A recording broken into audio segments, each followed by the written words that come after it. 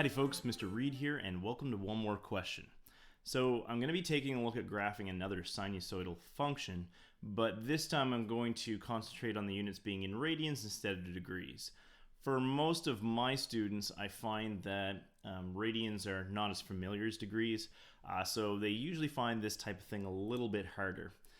It also is pretty common to be dealing with fractions a fair bit when doing radians, because if things are nice anyway, you usually get some fraction of pi as being the divisions you're talking about along the x-axis. So if you want to see someone do a little bit of graphing of a sinusoidal function when radians are the unit, you're in the right place. So let's get to it. Okay, so I have another equation written up above. This one is f of x is equal to 5 sine of 1/4 x plus pi over 3 minus 3. Okay, so I'm going to do something very similar to what I did with the degree video, which is I already have my axis kind of labeled, and I'm going to pretty much just draw my function right away. So I'm going to go from middle to top to middle to bottom to middle, because this one is a positive sine function. So they start in the middle if they were at just an untransformed function at 0, 0, and then they would go up and follow something that looks kind of like this. I'm not the greatest at freehanding this. We'll pretend that that was really pretty and went through those points really well. So that being said, it looks kind of like this for one cycle. If you needed to do more cycles, you would just continue on and try to identically keep going with every single period looking exactly the same as this one. But I'm just going to do the one cycle. Now, for all my little transformations that I have built into what's already going on here, I would have a vertical stretch of 5. I have a horizontal stretch of 4. I'm going to move this thing pi over 3 to the left, and I'm going to move it 3 units down. Now, I'm actually going to do none of that. I'm going to change my labeling so it matches these transformations, but I'm going to leave my picture the way that it is. So probably the easiest stuff to start with would be the vertical components. So I have a vertical stretch factor of 5, which is the same thing as saying I have an amplitude of 5. It's going to be centered around my sinusoidal axis, which will be at -3. So I'm going to label the center of my picture that I'm making here as being y is equal to -3. So that's my nice sinusoidal axis. And it's going to go 5 up from that, which will be -3 plus 5 is 2. And we'll go 5 down from that, because the amplitude goes 5 up, 5 down, which will leave me at a -8 for my lowest point. Okay, that's the entirety of my up-down stuff. So all the vertical stuff is taken care of. Easy peasy, moving along. Now, the next part, which is things to do with the horizontal, transformations, those are always a little bit nastier. So I like to take it nice and slow when I'm explaining things with this, because what we really want to focus on is what is the old period for a sinusoidal function that is untransformed that you're working with radians. So that is 2 pi radians.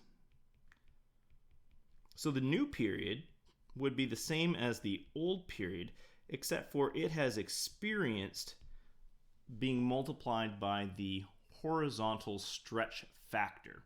Now, the horizontal stretch factor traditionally for all the other functions that we've talked about is just the reciprocal of whatever the b value is.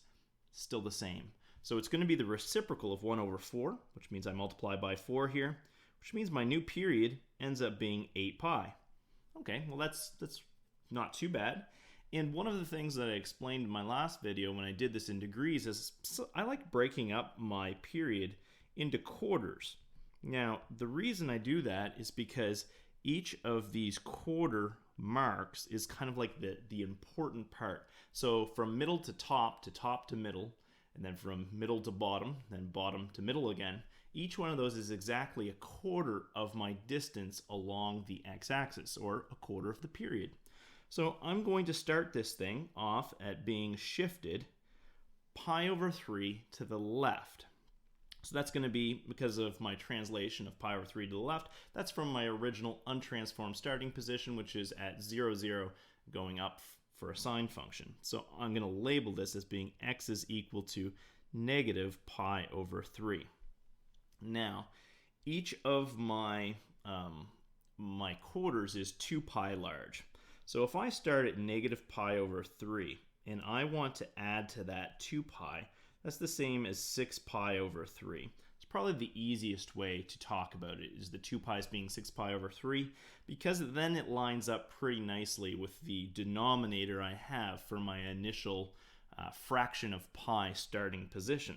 So negative 1, or negative pi, plus 6 pi is going to give me 5 pi over that same common denominator of 3. So I've basically just added my two things that I have down at the bottom of my work right now. I'm going to continue adding on 6 pi over 3, which is another 2 pi, or another quarter further. So 6 pi over 3 more is going to give me 11 pi over 3. 6 pi over 3 more is going to give me 17 pi over 3.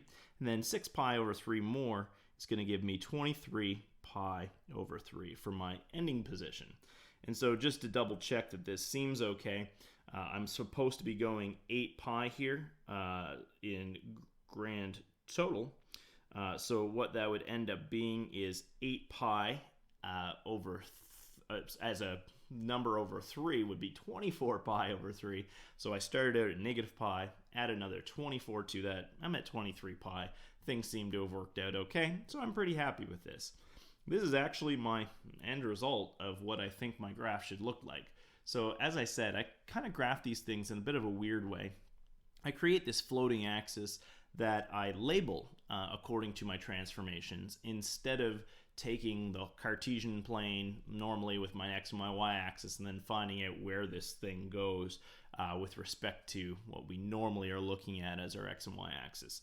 I find that this way is a lot easier in terms of consistency of drawing the picture. Sometimes it gets really smushed, I guess you could say, if you have an extreme period change, or even if it's made so that it's much greater for the period. It's a little bit difficult to draw from time to time. This one is always going to look the same, so this was a positive sine function. If I had a negative sine function, I would just go down first instead of up. If I had a positive cosine function, I would have started at the top and gone down. If I had a negative cosine function, I would have started at the bottom and gone up instead. So anyway, that was a graphing of this function, or at least the way that I would do it, or accept my students doing it. So hopefully you found that one helpful. If you did, like, subscribe, and as always, take care, folks.